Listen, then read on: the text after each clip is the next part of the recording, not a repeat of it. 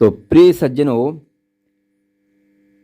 प्रिय महान भावों, आज के वीडियो में हम चर्चा करेंगे जो वेद शास्त्रों के आधार पर है और बहुत ही महत्वपूर्ण बात है, जिसे जानना और समझना लगभग बहुत ही ज़रूरी होता है।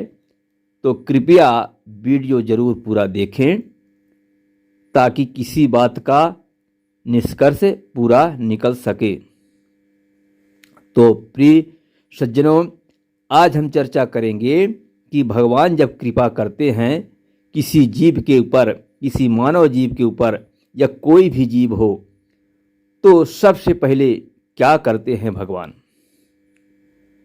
तो जब भगवान कृपा करते हैं तो सबसे पहले उस जीव को एक ज्ञान की चश्मा देते हैं भगवान, और वह ज्ञान की चश्मा जब आंखों तक पहुंचता है परमात्मा की कृपा से, तो वह व्यक्ति को, वह मानव को, वह जीव को संसार में कुछ भी दिखाई नहीं देता। ऐसा लगता है कि संसार में कौन है, कोई नहीं है संसार में।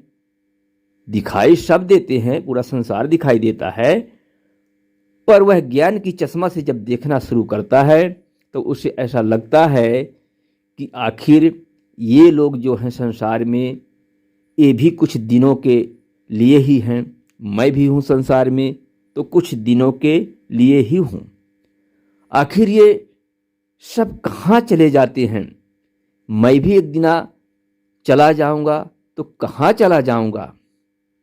इस तरह से सोच करते हुए फिर वह दिमाग, वह बुद्धि सर्च करता है कि नहीं, इस संसार में कोई न कोई तो है, कोई न कोई परम शक्ति अवश्य है, और तभी यह संसार का निर्माण हो रहा है और चल रहा है।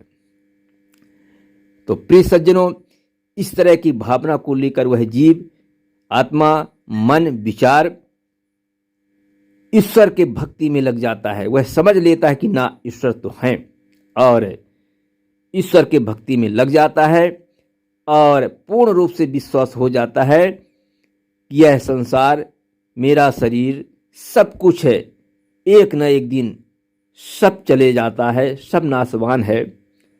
तो मैं क्यों न परमात्मा की भक्ति करूं। और प्रिय सज्जनों, परमात्मा की भक्ति करने से एक न एक दिन भगवान परमात्मा अवश्य मिलते हैं, जरूर मिलते हैं।